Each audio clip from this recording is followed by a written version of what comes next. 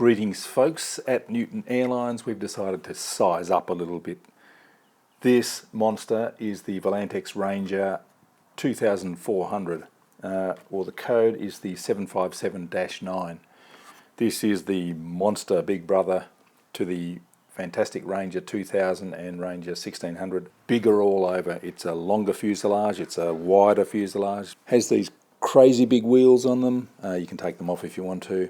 It'll be a weight carrier. You'll be able to put any camera you want on it for long-range FPV, for even some aerial mapping. I've already assembled it. You can see it's so big I can barely get it in the frame here. Very, very simple build, as all these Rangers are. I've got the click-in wings, which work beautifully. It all just screws and bolts together. The motor is a Volantex B4023 1050 kV motor, runs on 4S, two 3000 4S batteries up in the nose to balance it. CG is, we've got CG marks on the wing, and CG is around 70 millimeters back, I think. At least that's where the marks are. The wing chord is 230 millimeters or 9 inches. Monstrous wing chord, really nice and thick too.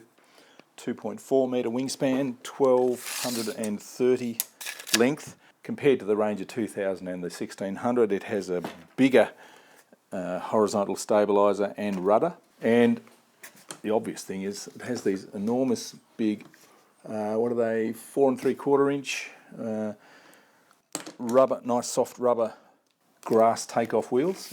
Or you can take them off and just use the normal landing wheel like that. I'll try both of them when we take it out for a flight. We also have a steerable tail wheel there as well. Servos down the back.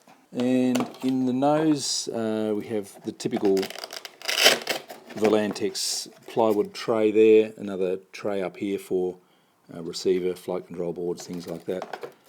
We have a 40 amp ESC, which may or may not be adequate. I did a current run up and didn't even get to full throttle, and it was pulling 30 amps. I was a bit too scared to go further in the shed, but I'll check that when I'm out flying. I'll probably put a 60 amp ES in there myself just to be safe. And the way I have done the straps, I don't really like the Velcro straps that are provided with these, so I've put a bit of Velcro down on the tray there, and I've got a little bit of foam that just sort of stops the battery from sliding back, and I've got another easier to use Velcro strap there. That holds the batteries in nicely. We have provision for a FPV camera there, and it also comes with the usual Volantex FPV mount. Comes with big flaps, big ailerons all installed. Really nice big control horns with a wide base on them, which I really like. I'll share a couple of advanced setup tricks. I have a servo tester connected there, so the servo is centered, and usually you would just put the servo arm on vertically like that. But to introduce a bit of mechanical differential, which means the aileron goes down less than it goes up, combats adverse yaw. Google adverse yaw or search on my channel for a video on explaining what adverse yaw is. So if you put the push rod up vertically, then you'll get equal movement up and down of the aileron. However, if you angle the servo arm forward a little bit, that's towards the leading edge of the wing, you'll introduce a little bit of mechanical differential, which makes the aileron go up more than it goes down. Same as adding differential in your programmable radio, but doing it mechanically. Now, of course, I'm going to put my little safety band on. It just stops it coming undone by mistake. And that's looking pretty good. If you wanted more throws, you could connect the push rod to the outer hole. You'd have to drill it out to be the right size, or you can connect the clevis connector to an inner hole on the control horn. Oh, there's one thing I noticed. The push rod is pushing into the foam there, so I just cut out a little bit there to relieve so that it's not binding. It's moving freely now, that's good. Now we'll move up to the flap, centre the servo, put the servo arm on, more or less vertically. It's as close to vertical as I can get. And what I wanted to do, use the outer hole to get as much servo movement as possible. and set up the flap so that it's halfway down. Now, as you can see, that push rod is going to be too long, so what I often have to do with these Volantex push rods for the flaps is just clip off the end, get my Z-bend pliers, and create a new Z-bend. There we go. See how that fits now. It's better, remembering that we do want that to be down further, like about there, halfway down. And I want a lot of movement of these flaps from level to all the way down, so I'll use a lower hole.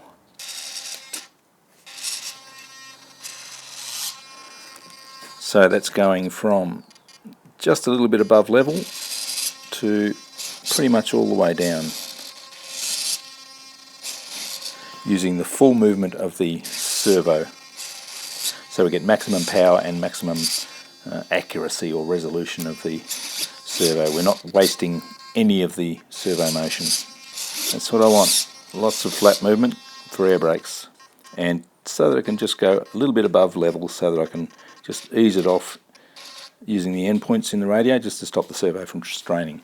Looks like it has the same motor mount as the other Volantex Rangers, but it seems to be back in further, so I'd have to take it apart to find out whether it's as sort of thin and flimsy as the other ones.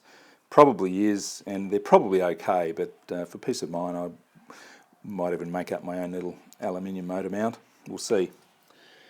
We'll fly it and find out anyway. So that's a 10 by 8 inch prop. Looks like a reasonable prop. It balanced quite nicely. I just had to do a bit of dynamic balancing to smooth it out really nicely. All the control surfaces have proper plastic hinges, which is very nice indeed. Really nice smooth foam, nice and tough. Just from putting it together, it seems like a very nicely designed, big, powerful, weightlifting motor glider. What I'll be interested to find out during the flight is is the motor powerful enough? Will it take off easily? And most importantly, how efficient it is too. What sort of flight times can you expect out of it?